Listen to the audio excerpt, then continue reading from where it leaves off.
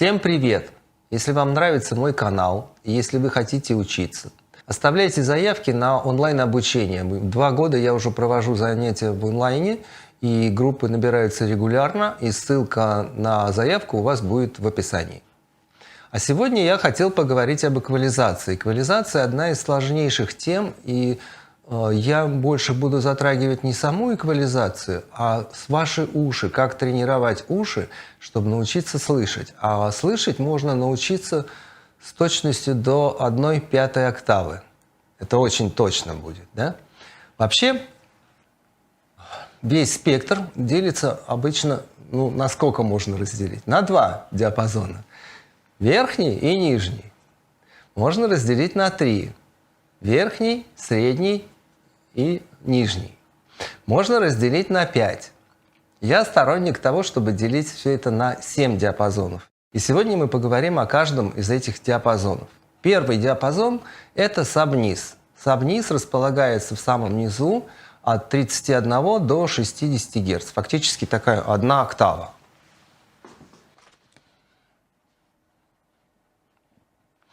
Для того, чтобы научиться слышать с точностью до 1/5 октавы, вам нужно поначалу тренировать свой слух, понимая, какие инструменты находятся в том или ином диапазоне.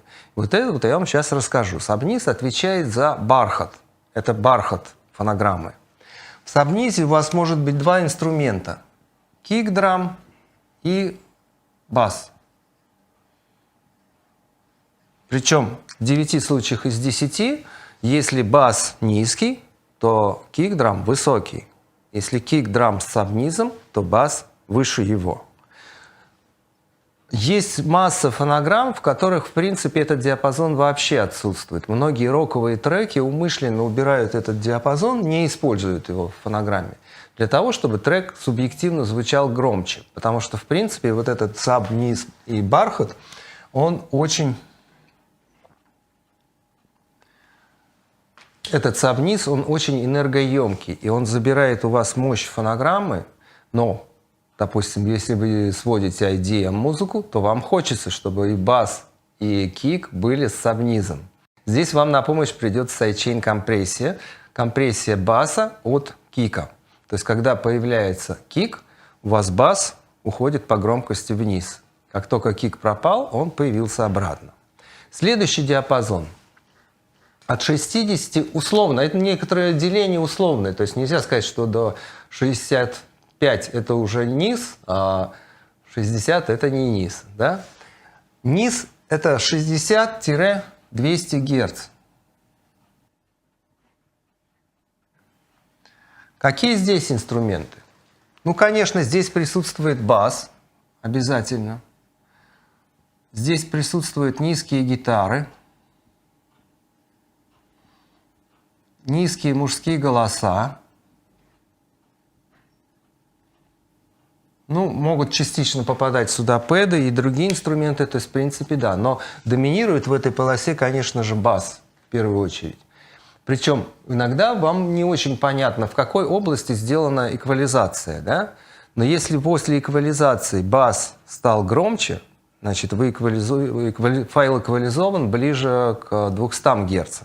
Если бас в меньшей степени, а бочка поднялась, значит ближе к 60. Следующий диапазон. Нижняя середина. Очень важный ответственный диапазон. То, что здесь точно будет, это пэды. И можно его ограничить до 400 Гц примерно. Очень интересный диапазон, потому что он отвечает, с одной стороны, за глубину фонограммы, потому что если этого диапазона мало, то фонограмма становится плоской. Если этого диапазона много, то она становится мутной.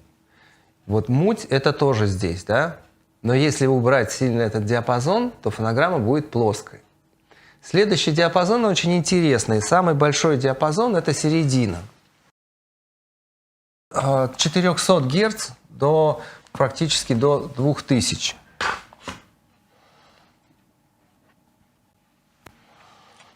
Очень энергоемкий и ответственный диапазон. Предположим, Вася звонит Пете по телефону и дает ему послушать трек, который он написал только что, да, прямо по телефонному каналу. И спрашивает: Петя, как тебе мой трек? Вернее, Вася звонит Пете, да, Петя, как тебе мой трек? Вы же, и если вам дать послушать, вы скажете: Вася, трек говно у тебя получился. Или наоборот: Вася, мне очень понравился трек. То есть информационно музыка ничего не потеряет, если вы ее сузите до телефонного канала. Телефонный канал сверху ограничен 3000 Гц, и снизу, по-моему, 300. Но информационно музыка ничего не теряет. Это самый информационный диапазон, в котором присутствуют все инструменты, включая кик, снейр, хэт. Все равно они будут в этом диапазоне, и их будет слышно. Ну, конечно, бочка с сабнизом, она вряд ли там попадет, но какие-то части от нее все равно будут. Поэтому обычно на мастеринге этот диапазон не эквализуется, если там нет какого-то криминала. Но это уже случай с реставрацией, а не мастерингом. Да? А все остальные диапазоны эквализуются относительно этого диапазона. В общем, лучше в этот диапазон не вмешиваться. И следующий диапазон – это верхняя середина. Верхняя середина начинается от 2 кГц и до 4 кГц. Какие инструменты здесь? Первое – читаемость вокала. Второе – касание пластика, снейр, барабана. Третье – драйвовые гитары. Вот это основные инструменты, которые находятся здесь.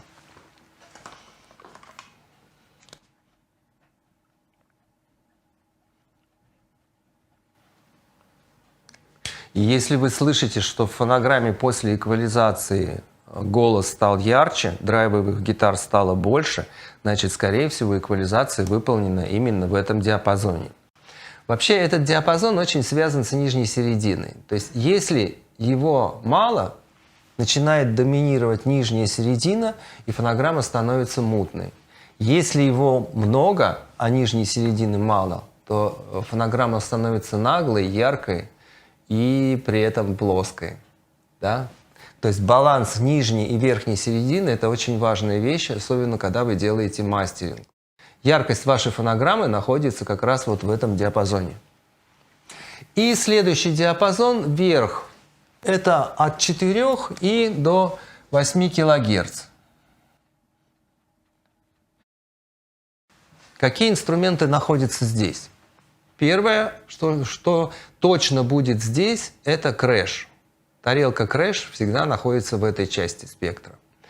Низкий хэт, низкий шейкер, низкий тамбурин, они все располагаются здесь. И если вы слышите, что, в принципе, этот диапазон, он отвечает за наглость фонограммы, да? То есть эмоционально яркий хэт, он будет вот как раз здесь. Но это все относится к низким инструментам. Низкий хэт, низкий шейкер, низкий тамбурин. Если хэт высокий, то он уйдет в диапазон, который называется brilliance. Brilliance фактически это диапазон от 8000 и до 20.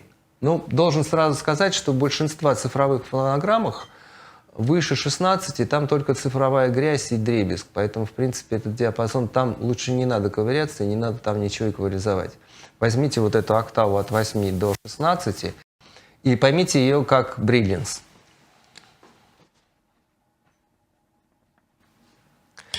Что будет в этом диапазоне? В этом диапазоне у вас 9 из 10 будет тарелка райт.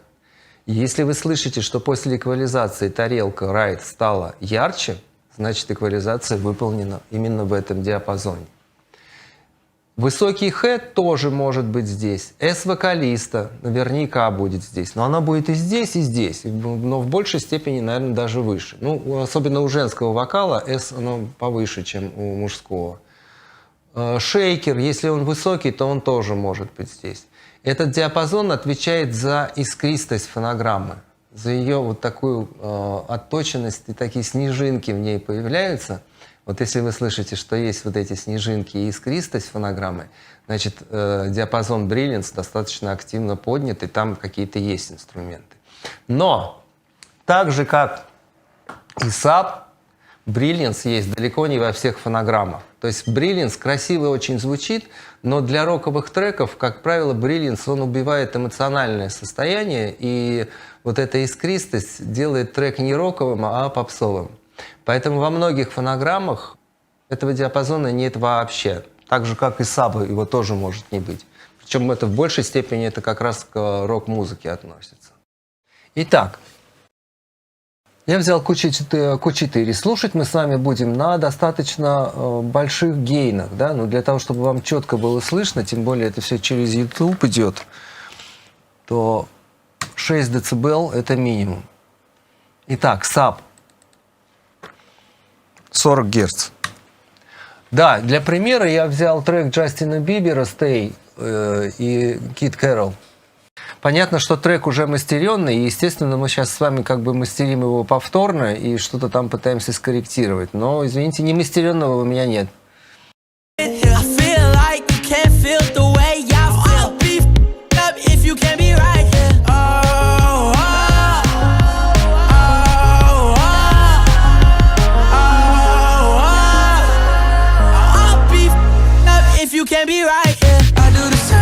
I told you that I never would. I told you I changed, even when I knew I never could. Know that I can't find nobody else as good as you. I need you to stay. Ну, все по классике. Бочка выше баса, на басу саб низ, на бочке его нет. Теперь идем дальше. 60.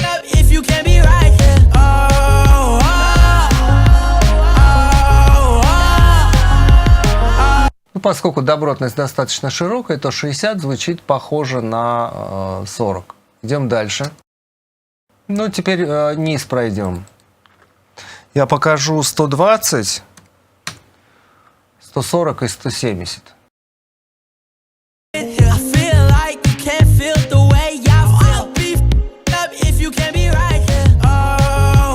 Вот здесь он уже бочку не зацепляет, а зацепляет уже бас.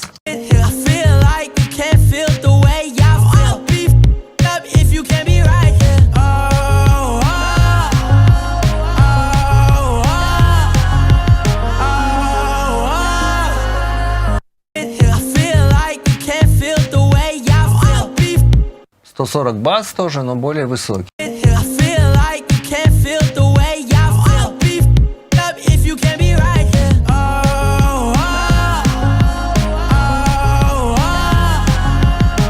180. Ну, видно, что она повыше звучит, то есть разница слышна между 120, 140 и 180. 40 Гц в этом диапазоне это как раз где-то четверть, пятая часть октавы. Идем выше. Нижняя середина. Посмотрите, как будет звучать нижняя середина. Я поставлю 350 и потом где-нибудь 450.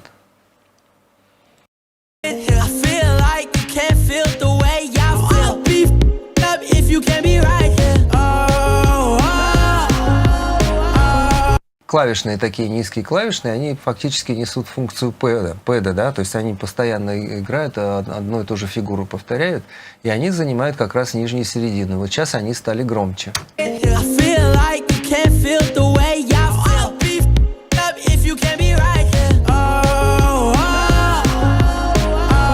Но 350 повлияло и на голос, и на глубину фонограммы, да, то есть фонограмма стала как бы глубже туда, но до уровня мутности уже.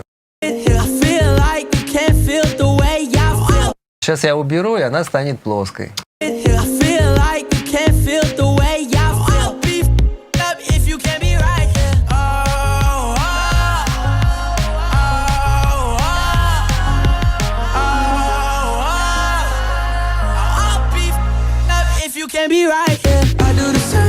I told you that I never would. I told you I changed, even when I knew I never could. Know that I can't find nobody else as good as you. I need you to stay, need you to stay. I do the same. И слышите, как нижняя середина связана с верхней серединой. Как только мы ее убрали, во-первых, фонограмма стала площе, а во-вторых, появилась больше верхней середины, и она стала как будто ярче, так чуть-чуть понаглее, но она потеряла свое тело. Идем дальше. Середину пропускаем, идем в верхнюю середину. 2000.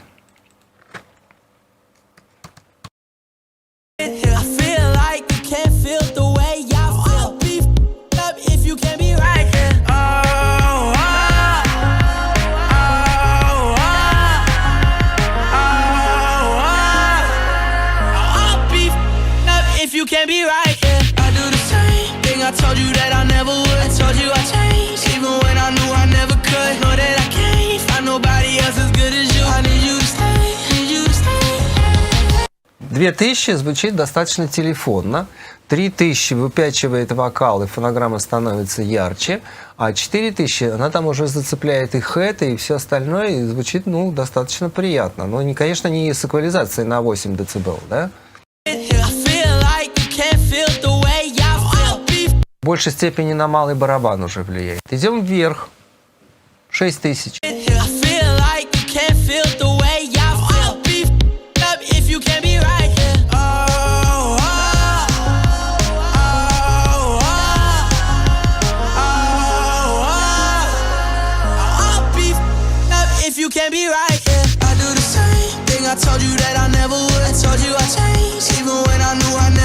S у вокалиста появилась.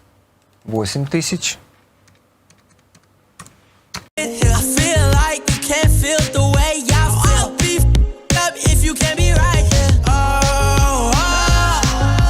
Шесть тысяч более серединисто звучит, она больше влияет на малый барабан, а 8000 уже по верхам только работает.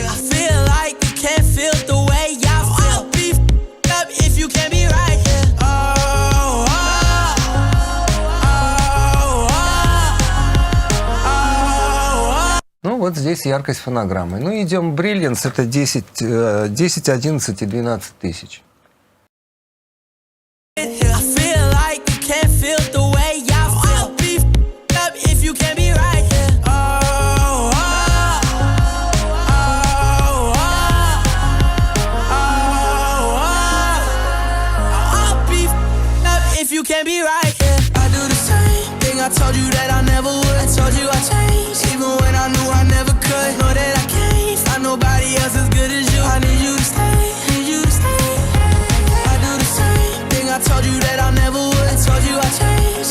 Ну, 12 уже более легковесно звучит. 14, 16 и 18 покажу.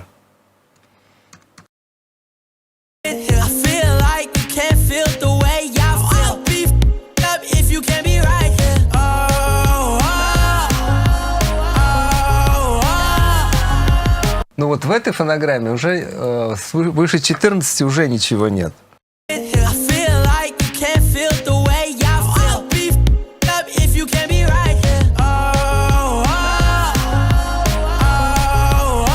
Ну, легкий песочек на вокале появился. Ну и 18.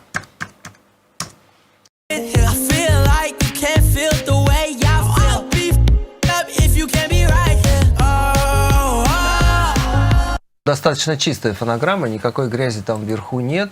Но и надо понимать, что если мы ставим цифру 18, то фактически этот белл начинает работать от 8. От 8 уже идет подъем, поэтому мы поднимаем и 12, и 10, и 11. Но с пиком на 16.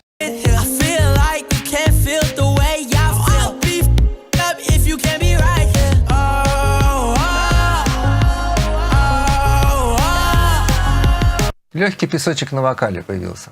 И еще хочу вам показать работу того же эквалайзера, но уже на другом треке. Это «Хамали», наверное, ты меня не помнишь. Такой очень лиричный трек. Очень прям так он цепляет. Хороший трек.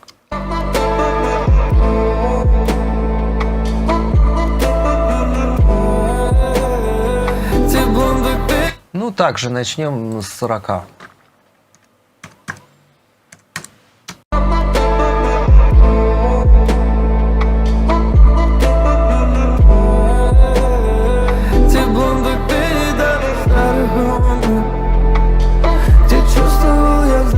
Ну вот то, что я говорил у доски. И бочка, и бас с сабнизом, да? Но на басу стоит сайдчейн компрессия от бочки, поэтому бас так как проваливается, когда мы поднимаем 40, то это прям становится очень явно и очевидно слышно. Еще раз послушайте.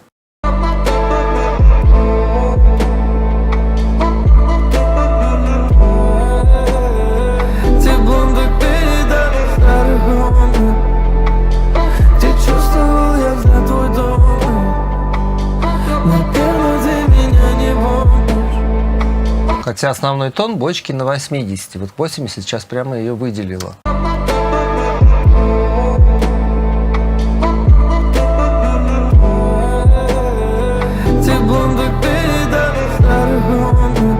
Ну вот такой вот фундамент на басу появился.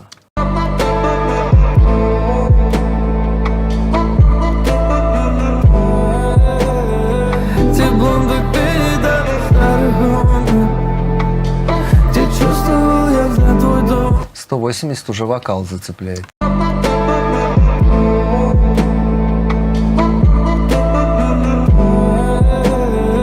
Те бомбы передали старый гомон, где чувствовал я за твой дом. Вот пошла нижняя середина, пошла вот эта глубина.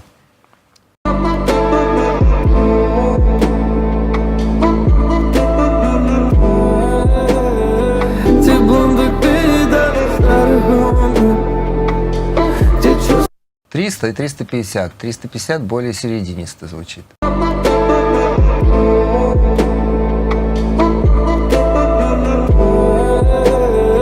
Идем в верхнюю середину.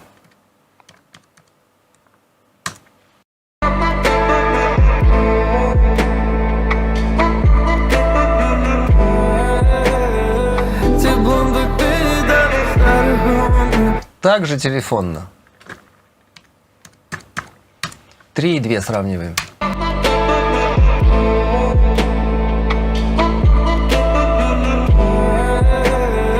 Те бомбы передали старый гомон, где чувствовал я за твой дом. Ну, что интересно, 2000 вроде звучит телефонно, но она звучит теплее, чем 3000, потому что на 3000 уже хэт начинает попадать в захватываемый диапазон, и все звучит уже не совсем так.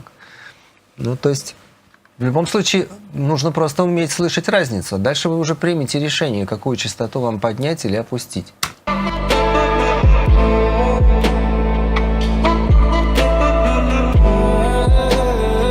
Те бомбы передали старый гомон, где чувствовал я за твой дом.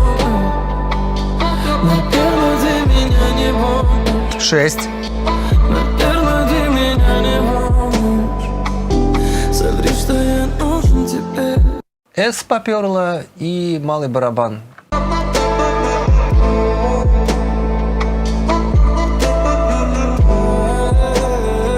Те бомбы передали старый гомон, где чувствовал я. Ну, С вокалиста. Вверх поднялся. 10.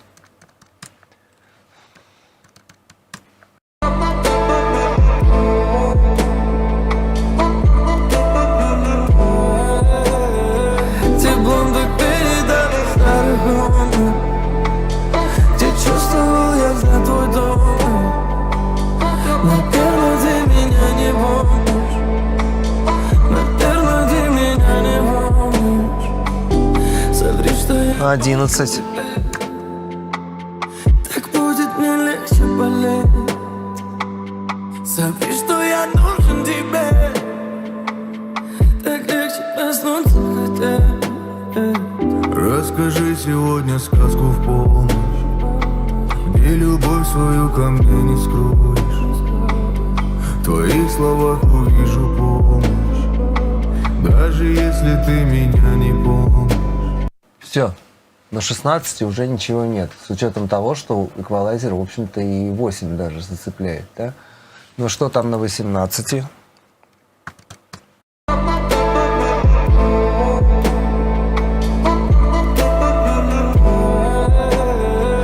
бомбы передали старый гомон, Ну, понятно, там практически ничего нет. Я 17 децибел поднял, и поднялось 8, 10, 12 тысяч, а на самих 18 ничего нет.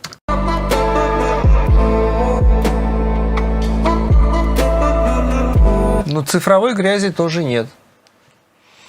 Ну вот, надеюсь, если вы так попрактикуетесь, то 1/5 октавы вы научитесь слышать и будете хорошо это все понимать, хорошо ориентироваться. Еще советую, никогда не берите эквалайзеры больше 4 полос. В 9 случаях из 10 4 полосы вот так вот вам за глаза хватит. А когда вы начинаете вот такие гребенки рисовать, у вас там и фазовые искажения, и чего только нет, и, как правило, это звучит хуже. Всем хороших миксов. Ставьте лайки, жмите на бубенчики. Всем пока. Счастливо.